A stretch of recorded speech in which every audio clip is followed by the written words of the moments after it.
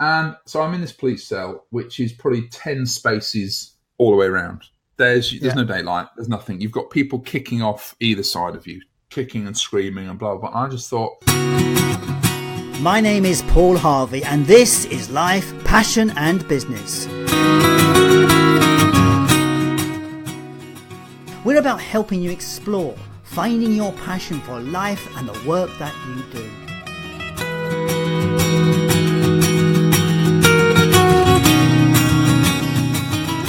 But it's so much more than that. It's about finding clues to the big life questions. What does it mean to be successful? What is the meaning of life?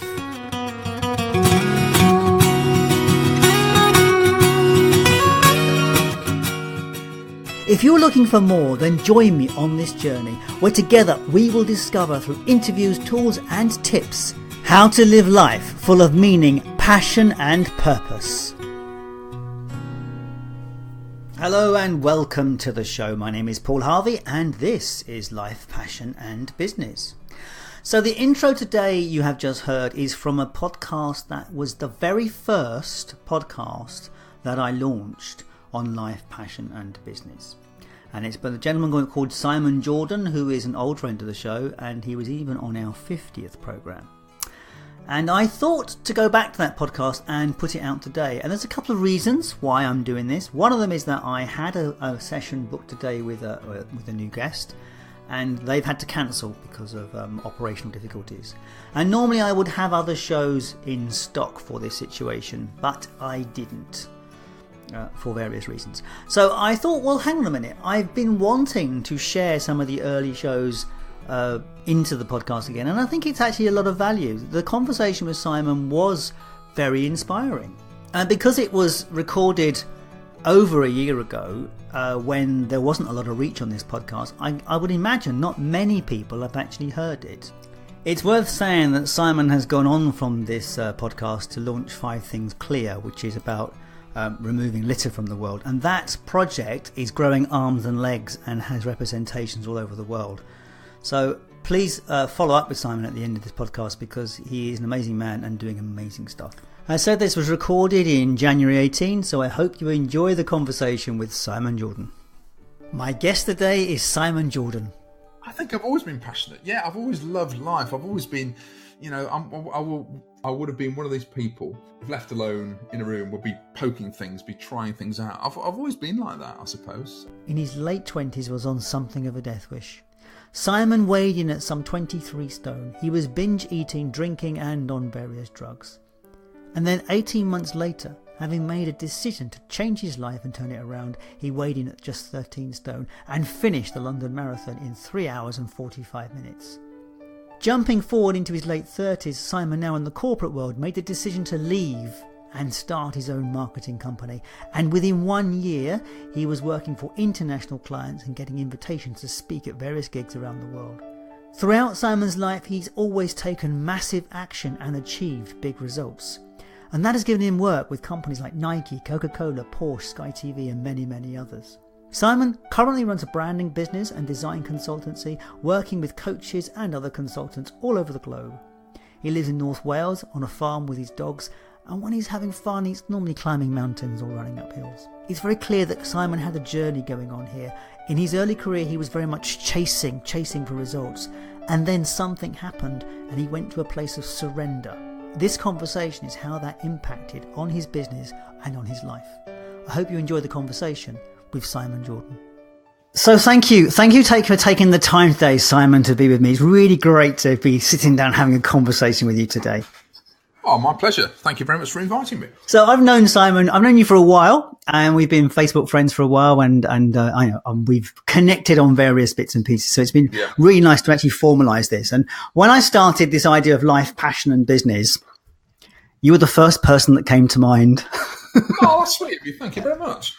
It might have been something to do with the fact that you went up to Everest Base Camp, and I was like, gosh, that is a man that actually knows what he wants to do with his life. So tell me, how did we get to here, Simon? How did you get to be the Simon Jordon now? God. A lot of pain, a lot of broken fingernails and stuff. No, to be honest, it is a journey. It's just an old adage, but life is a journey, and it is. And bloody hell, it's a hard one sometimes. Okay. Well, I was I've essentially worked for myself since I was 21. I mean, I'm 49 at the end next week, actually. So coming in my 50th year. But where I am today, I've been doing this for 8-9 years now. And I basically worked my backside off. I was down south, and I'd just gone through divorce and bankruptcy as well. Oh, bloody mad. But I was working. I was a consultant for Sky TV. And I thought, I was asked to go in for 2 months, ended up staying for 2 years, and thought, yeah, it's great. The company's, just great fun to work with, brilliant team. I thought, but I want to create my own baby. I knew I wanted to do something. So basically I left there with bugger all clients, bugger all money. And my friends thought I was actually mad. So I made the jump.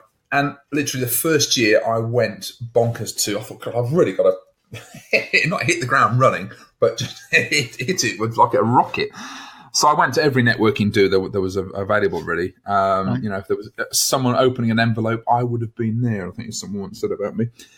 Following year, I thought, okay, well, how can I spread my message more? How can I serve more? I don't think I probably said that then. Back then, it would have been, how can I get more money in?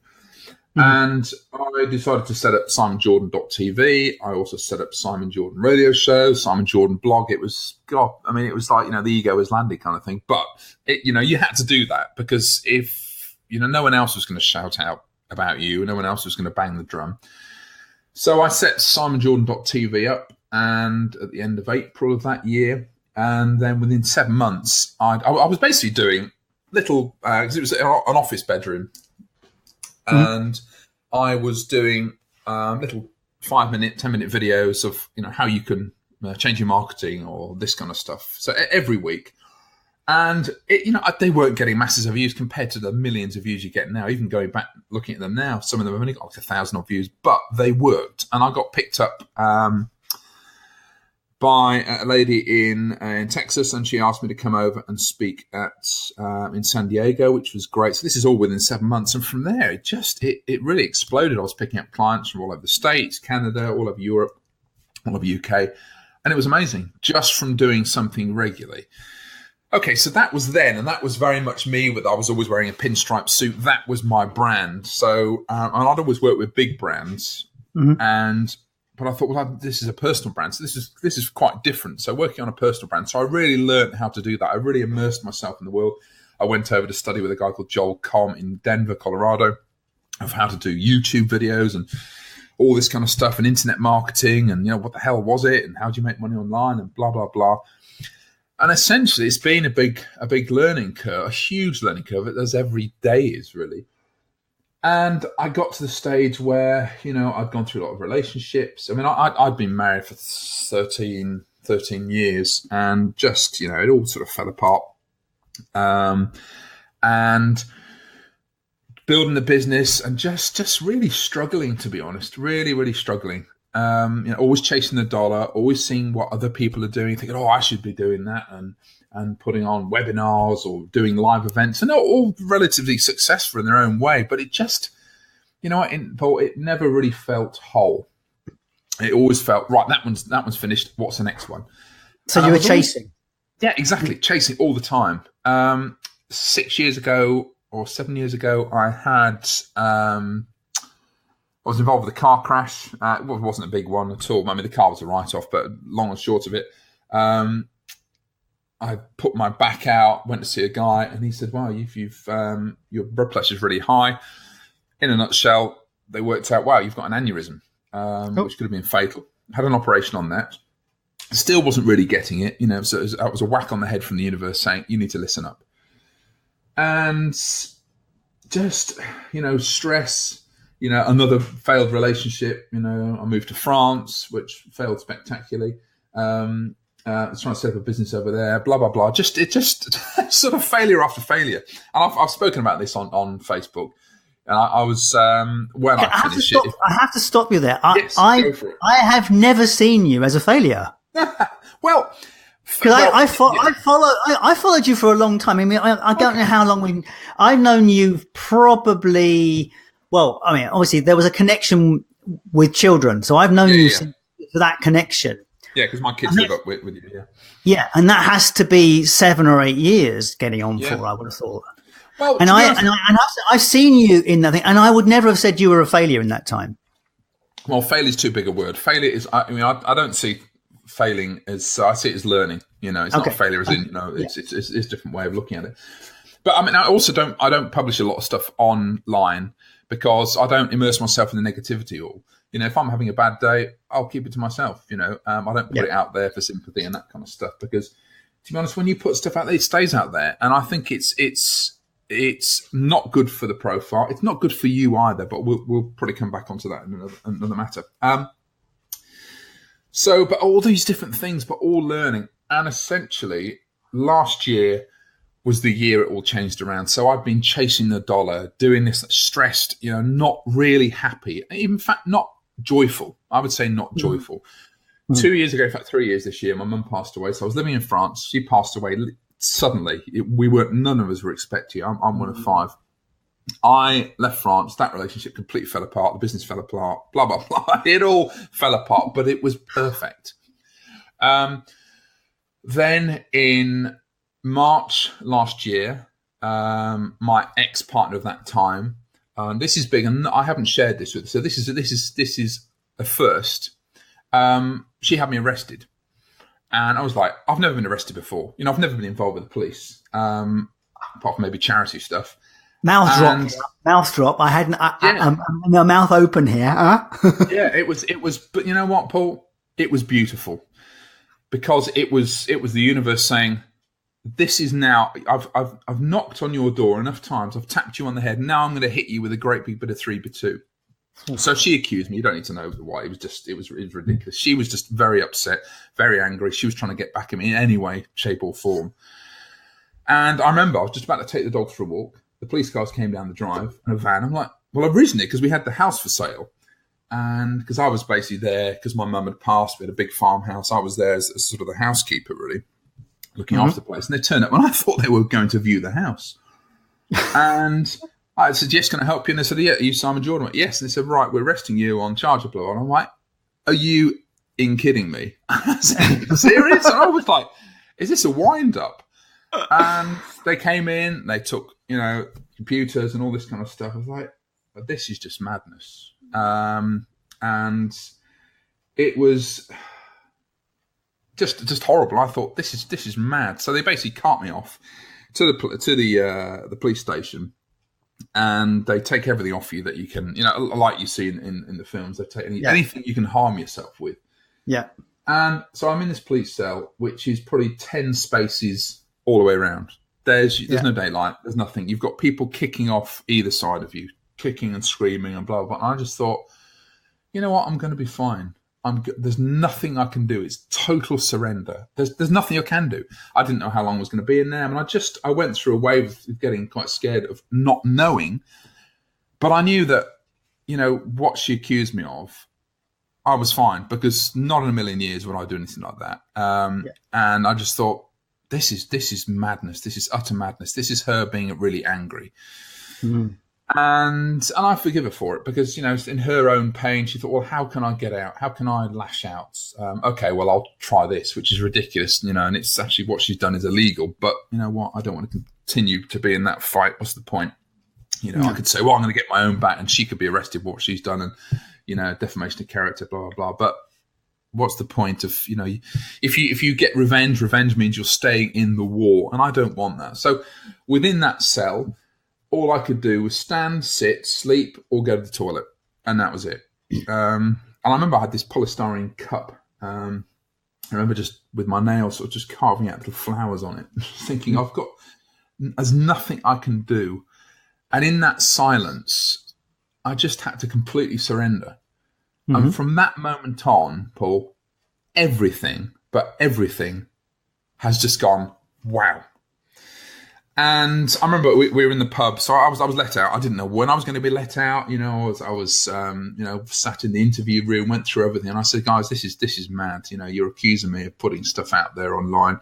And I said, I've written about this. I know, what you put on out there stays out there. I said, I work online all the time. So I said, this is ridiculous. So She basically accused me of putting horrible stuff out there about her. That's not me. It's not my bag. So anyway, I was released. No charges. Absolutely fine. It was just her trying to be. And the police officer didn't actually say, "Would you want us to go after her now?" As I said, I thought, no, I'm not interested in that. But it was such a beautiful awakening, albeit scary and painful, because I was completely out of it, just had no control. Mm-hmm. And I think it was, I don't think I know. That's the problem we all have, is we think we are in control. We are in control of our breathing to some extent, unless we get some kind of disease, we can do certain things. But in the big scheme of things, we are not in control at all. The universe has our path mapped out already. Whether you believe in the divine, God, Buddha, Allah, whoever, it all comes down to, we are all on the same path. We're all energy. We are all connected. Everything is connected. Even the coffee cup next to me. We're all connected on the subatomic level. We are all just molecules of energy. So we're all connected. But from that day on, I wasn't in a good place, because I'd come back from France and pretty much spent all my money being over there supporting where I was and all that kind of stuff. I'd paused my marketing business, so I'd stopped working with clients, really. Came back here with really nothing and had to build it up again, start again. Luckily, because I'd done all that networking way back when, I still had those connections and managed to pick it up again. But I just thought, God, if the house sells now, I'm stuffed. I've got no money. I can't really support myself at the moment. But as I just thought, but that's coming from a place of fear. It's coming from a place of lack, worry, stress. And I thought, again, I've just got to surrender. I've just got to put my arms up and go, just help me be the best I can be. Help me serve. And this is the difference. People say, they look at a new client, great, how much money I can get out of them. But I really look at, how can I serve them better? How can I serve the world better? How can I be of service better? And again, not in a religious sense. Sorry, Paul, go on. So you've moved from a place of hustle and chasing to a place of just service and openness. Yeah. And once I came into that arena of surrender, of beauty, of love, of joy, because happiness is fleeting, joy is deep. Yeah. Everything has turned around. My business has exploded in a good way. The house sold to a fantastic couple. They came to see me. We showed them around. And great. And I said, "Well, so where are you living now?" I said, "Well, we're renting a place up on Aberdaron, which is up in the mountains overlooking the sea." I went, "Oh, right, okay. Well, who you rent it from?" We had a chat about that. And I said, "So you're going to be leaving there?" And I didn't want to be in town. I've always wanted to be, since I moved back, I love the isolation. I like dipping into civilization, but I like coming back. Anyway, they said, "Well, come and have a look." So I had a look around and I thought, oh my God, it's everything I wanted. Everything I dreamed about. So essentially 3 buildings. One is an office, which I've turned into a big office. I mean, you could easily fit 6 people in here. And there's another part of that is a gym. So I've got my own gym in here, running machine, bike, punch bag, the lot. And you've got 2 of the buildings, which, I've got a little cottage where I stay in, open fire. It's fantastic. And it's a third of an acre. There are no neighbours. I have 360-degree views of the sea, the islands and the mountains. And I came back from there with tears in my eyes. And I was just thinking, thank you. I cannot believe this. But I knew it was perfect. Because I just knew I'd completely put all my trust in the universe and the divine, that it would all happen. And it did. The same day, on the 15th of March 2017, when it all fell apart, that I knew I would be okay. And that is the thing. Because we come from a lack of fear, or a place of fear, a place of lack. Well, I want this. Well, if you want it, you're coming from a place of you don't have it already. So think about what you want, how it would feel. And this was sort of getting the law of attraction here. How you would feel when you have it, and then detach yourself from it. And think of it. If I don't get it, it's not a problem. And when I look at how I used to be with clients, I'm like, oh my God, well, I'm finishing this client now. When's the next one going to come along, and what's happening with there? I just thought, you know what, the universe provides. Just shut up, relax, and just know, and come from a place of love and just feel of, wow. Now, I remember this morning, actually going back, I used to wake up, I've got loads, I'm looking at my work in progress board, it's chock-a-block. There's not really that much space on there. What I'm doing, my own things, my charity, everything else, the trips I've got, the mad stuff, challenges I've got planned this year. But I've got so many clients on. And before, but oh my God, well, I'm, all just stressing about it. And now, I woke up this morning thinking, wow, because I work with a lot of clients in Australia, and normally speak to them early in the morning, 6, 7 o'clock in the morning. And I thought, how lucky am I that I have all these clients? How lucky am I that I can serve them, that I can, because I work with coaches and consultants, that I can work with them to help them expand their reach so that they attract the right people for them so that they can serve the best that they can be.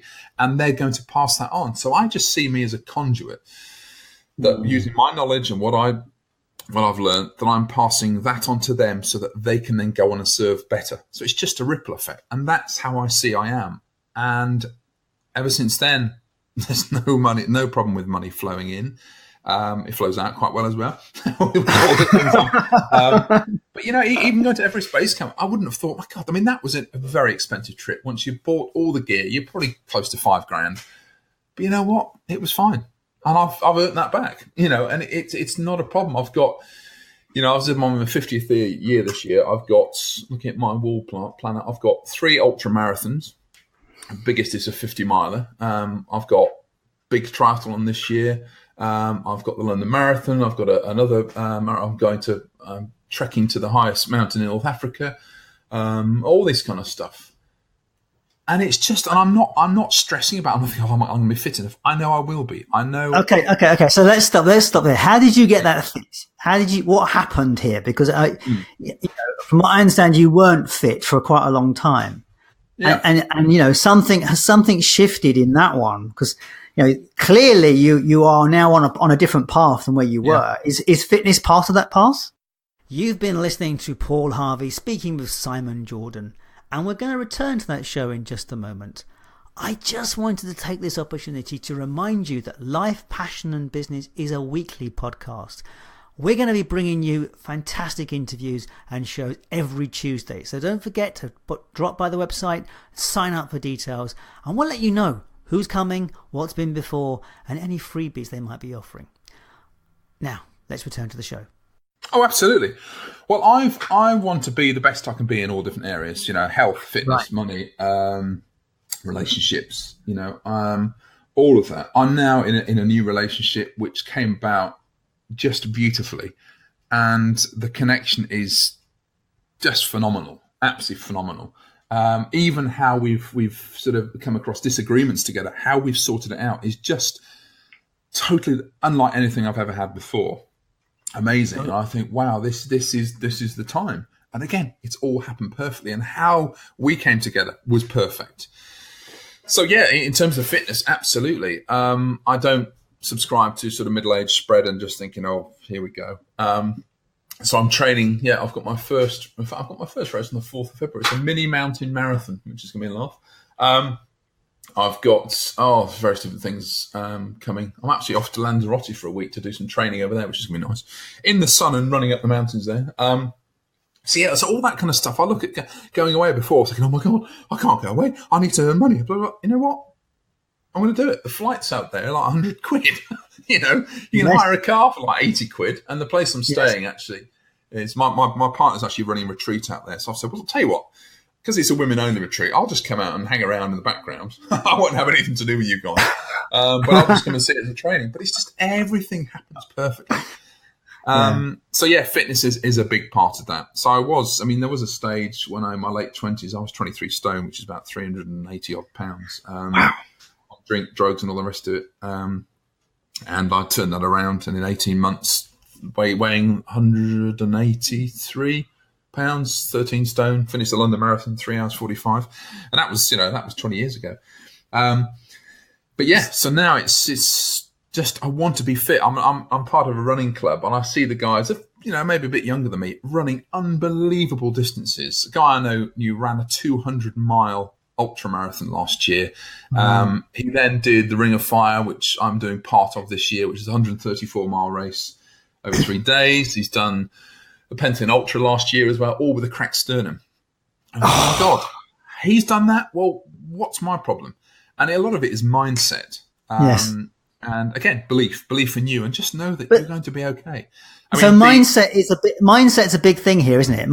That's the common thread for all of this, isn't it? In a way, absolutely. Just believing, but also trusting. Just trusting. So many people come from a place of lack, and yet we all have to pay the bills. I do. I've got pretty big outgoings, but I know it's all going to be okay. And just to completely relax back into it. If you think about the idea came from a friend of mine, Marion Cantwell. I met her for lunch back last year in town in London. And think of the universe as a river. We're all in the river, whether you like it or not. But some of us are in the wrong boat and of our own choosing. Like, we want to be in that boat. And some of us are paddling back upstream. We're causing ripples. We're causing distortion in the water. Bits are breaking off the boat, and this is all sort of a metaphor for life. You know, it's our health. We're hitting other boats as they're coming downstream. We're angry. I want to be going this way. You know what? You don't have control. Just relax back into it, and everything will happen. Because when you shift your energy, everything shifts with you. And it's amazing. This again, I put this on social media. I don't put everything on social media because my private life is my private life. But I went to have a therapy session, about a 3-hour session last Friday. Not because anything was wrong, but because I want to be the best I can be, and what I've got planned for me, for everything really. I wanted to delve in there. I wanted to go into the well, and so I had an amazing session with this guy called Andrew Wallace, who's he's a wizard. He really is amazing. Very, very successful businessman. Has been the CEO of so many companies, very successful. And he just goes into businesses, helps them, but he helps people personally as well. And we did some work, and really interesting. I came away with that nothing's in control. You've just got to relax back into it, which I already knew. And he said, you're on the right path already. And I went there because I thought, I know I'm on the cusp of something here. My second book I'm writing, explores that. And it was amazing. And since then, he's obviously done some deep energy work on me. Probably people listening to this thinking, God, this is Simon's a real hippie. Yeah, maybe I am. I don't care. But I could see, since then, I've gone through some really dips and dives and highs of emotion as well. And that's just the energy changing. And today it was, wow, I could really feel it. It's fantastic now. Unless you know about that, it's pretty difficult to understand. But again, we are all energy, and energy shifts, it changes, it moves, it flows like a river. And when you're, and they can photograph energy. A thing called Carillion photography. And when you're angry or stressed, the colours change. You think of red as angry, things like that. But when you're calm, you're flowing. I did Tai Chi years ago, and it's a beautiful martial art, and it's all about flow.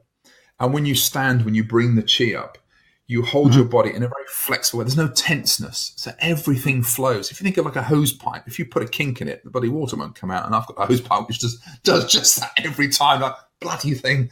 But that's it. When we're angry, we're restricting ourselves. When we're stressed, we're restricting ourselves. When we're coming from a place of lack, fear, we're restricting ourselves. So how can you get calm? What can you do to just breathe?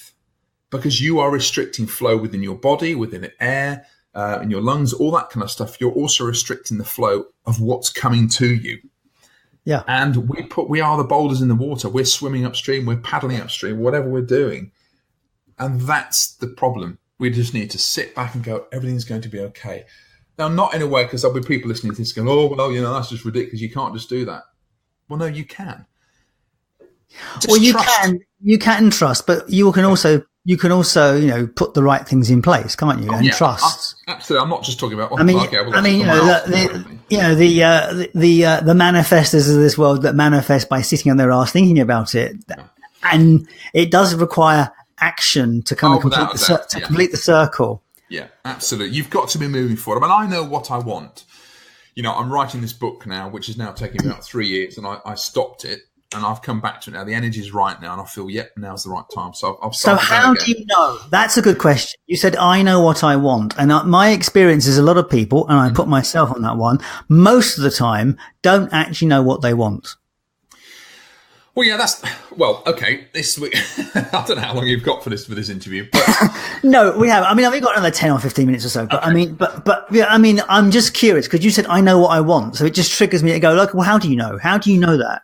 Well, okay, because we're not all in control. I just feel what's right, and I go towards that. And if if the energy changes, I might be nearing the finishing the book, and if suddenly something shifts, I'll stop it. Because if it's not going to be right, just listening in. So it's coming from a place of clarity. Okay.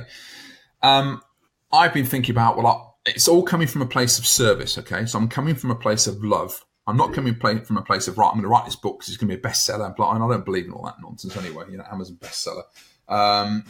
Because that's all coming from a place of ego. I'm coming from a place of love, and I want to put this together, this book, so it's going to help a lot of people. And I see from the back of that, I'll do a lot of speaking gigs. I'll do touring or whatever, blah, blah, blah. And it will be brilliant. And I see the energy in that rather than pounds in the bank. The money comes automatically. When you're coming from a place of service, the money flows with it because it's all about flow. So how do I know what I want? Because I'm coming from a place of clarity. And people don't get that clarity because, one, they're not silent in terms of they're always filling their day with noise, with social media, with whatever. I mean, I live, as I said before, literally it's up in the mountain. And if I stop talking now, all I'd hear is the wind and the clock ticking, and that's it. I don't have music on all the time. I love my music. I've got a guitar here. I like, but there's times I just sit in silence. And within that place, that's where you get clarity. I also don't fill my body with loads of sugar, caffeine. Saying that I've had 3 coffees today because I went to a charity breakfast this morning. And what happens when you fill your body with stuff, with bad food, all that kind of stuff, you become disconnected because caffeine, sugars, a lot of dairy or whatever, your body's not clean and it becomes disconnected. Because, you get the big highs. If you eat a lot of sugary products, you get the big highs, the spikes, and you get the big plummets, which you're then tired. So believe me, I've been there. I was diagnosed as depressed. And it was down to food because when I'm tired, I just feel awful. And here's a little hint for you.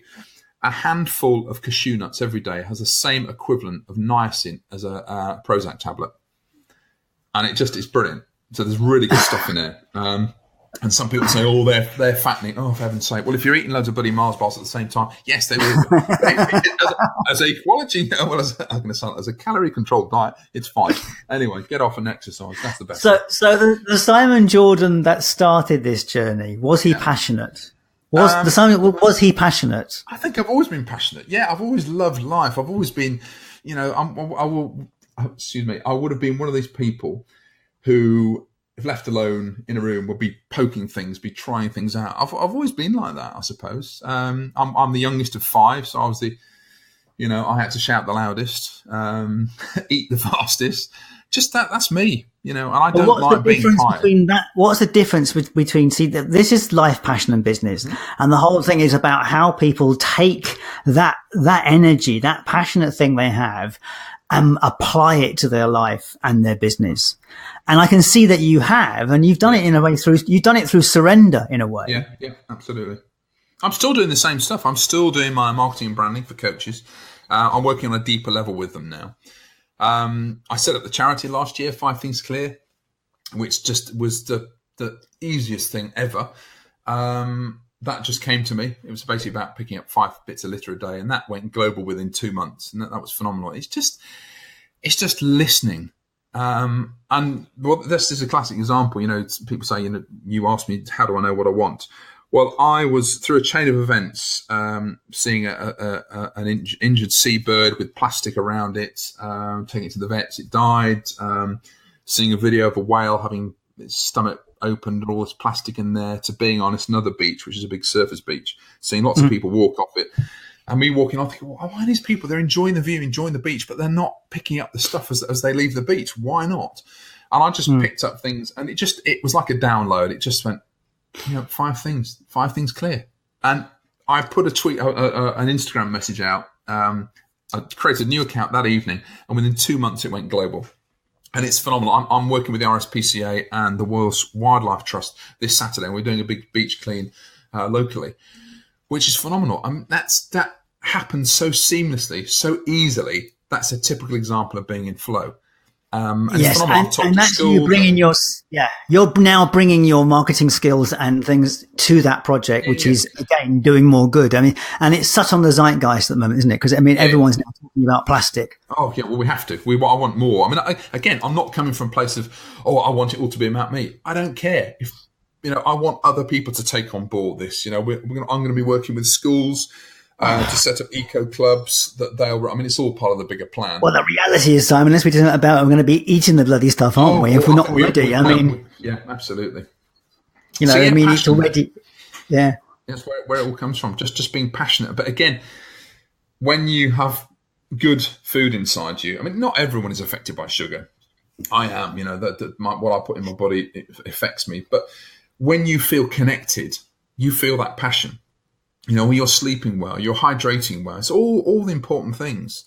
It makes it well. I mean, I don't want to say I'm a Ferrari, but if you've got a racing car or a sports car and you put crap in the engine, it's not going to run very well. So look after what you do. And it just, it's difficult to have a still mind if it's flooded with sugar and chemicals and stuff like that.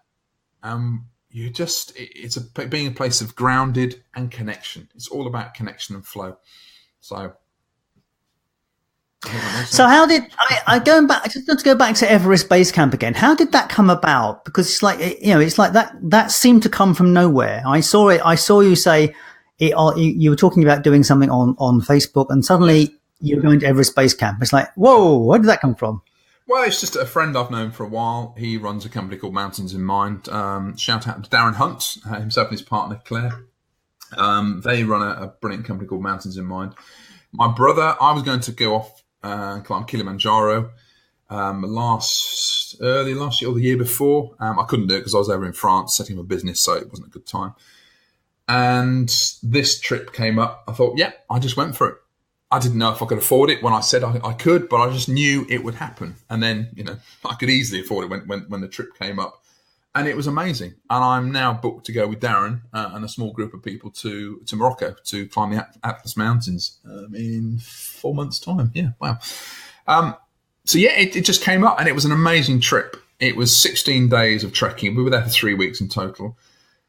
And amazing, absolutely amazing. Altitude was a weird thing to deal with, but brilliant, absolutely brilliant. In what way is it weird to deal with? Oh, well...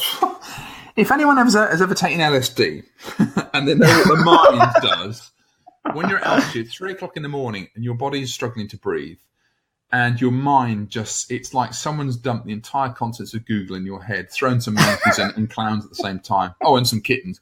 It is just, Paul, it is horrible. And you're thinking, am I going mad here? Then when you come down for breakfast, everyone's the same. Everyone's like, what the hell's going on?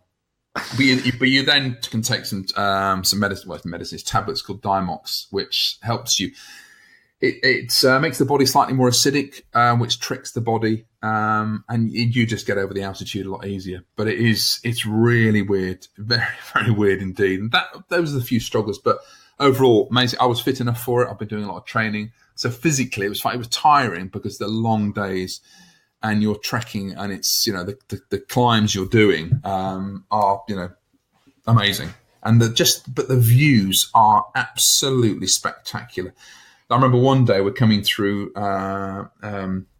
this valley, and it's part of the ice valley. You can see where the glaciers have cut it out. So we're walking up, and there's rivers, beautiful, crystal blue, freezing cold. There's ice, through this river. To our right, there is, a little hill, really.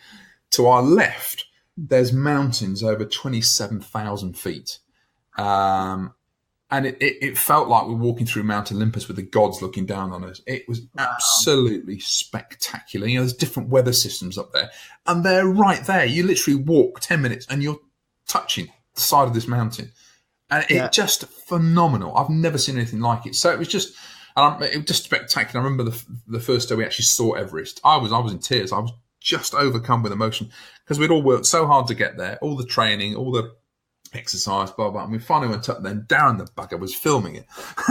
And we walked up and he said, Tom, just because they have these religious monuments called stupas. And he said, just go to the right. And you don't walk to the right, and you walk around to the left-hand side. If anyone's been to Nepal, will know that.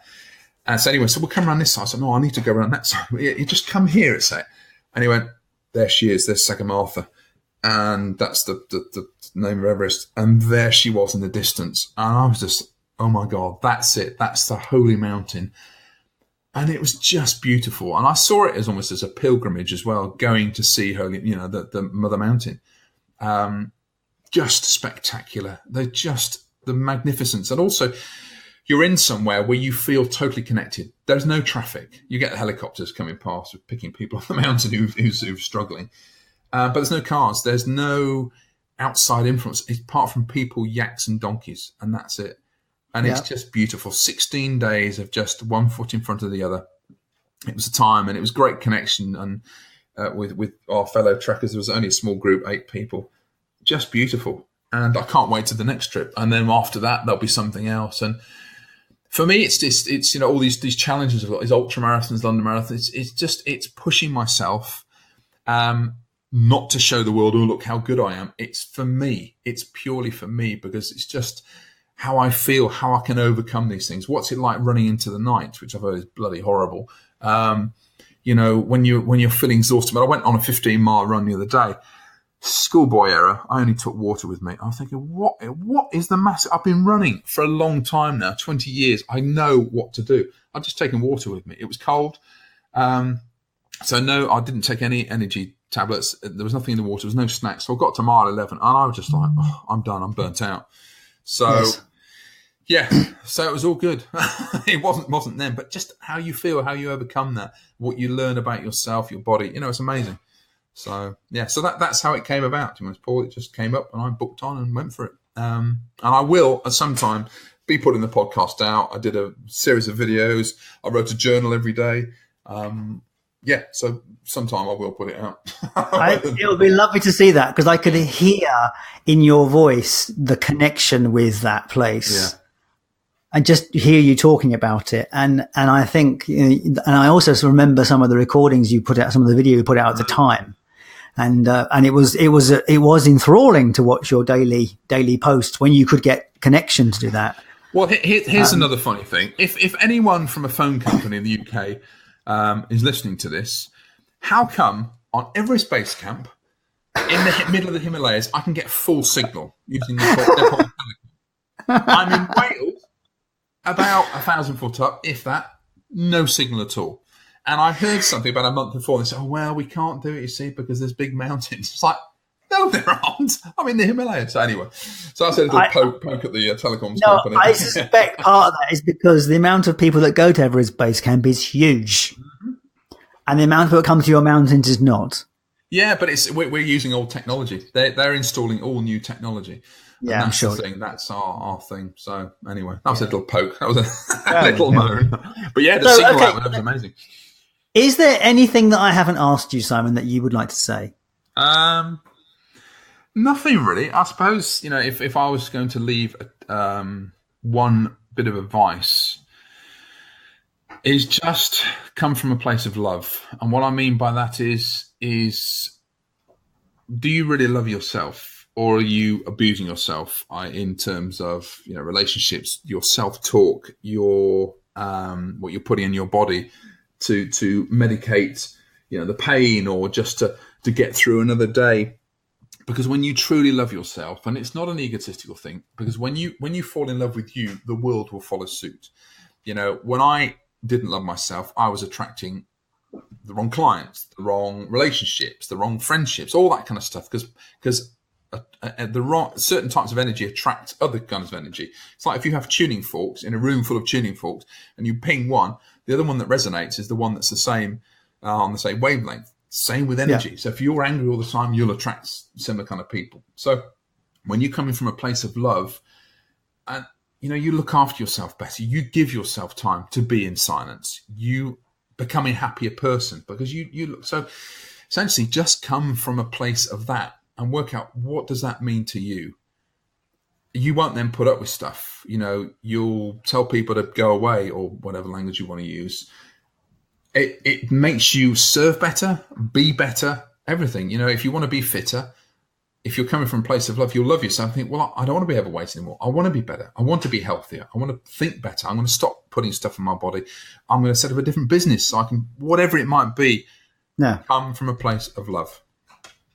That's good advice. So there you go. That's good. Yeah, there's nothing that's perfect, isn't it? There's nothing more that can be added to that, really. Yeah. So if anyone wants to get in touch with you, how would they do so? Carrier pigeon. Well, for my coaching sort of branding business, it's simonjordan.com. You can follow me on One Planet, One Place. We'll go to the Facebook page, facebook.com/one. So the ONE, One Planet, One Place. That's on there. You'll probably put the links on the page. I will do anyway, but it's nice for you to say them. And your charity is called Five Things Clear. So look for the hashtag number 5 Things Clear. So 5 Things Clear. Facebook page, Instagram account. I'm not on Twitter on that. I am on Twitter, my other stuff, which is the Simon Jordon. In fact, the Simon Jordon across everything: Facebook, Instagram, Twitter. I don't really do Twitter anymore. I don't see the deep enough connections. So there you go. I hope that helps. So thank you, Simon. Thank you for taking the time out to be with me today, because it's been lovely to hear your story, and clearly you are a person that is living life with passion. Well, thank you, Paul. Thank you for how you're showing up in the world and putting this out. It's brilliant. Great. And that was Life, Passion and Business with Paul Harvey and my guest from 2018, Simon Jordon. As I said in the podcast, Simon has launched a project called 5 Things Clear. It's all about removing litter from the environment. So please search out 5 Things Clear and get involved, because we all need to get rid of that plastic. If you want to connect with Simon, his details will be found on the podcast page at lifepassionandbusiness.com. So what's happening going forward? Well, I have some interviews planned, as always. I have a third generation livestock farmer coming onto the show soon. And I'll also be attending the Change Your World conference in Inverness this weekend. And there'll be some great speakers there and some generally amazing people around me. So I'm thinking maybe I'll try and grab some interviews while I'm there, and who knows.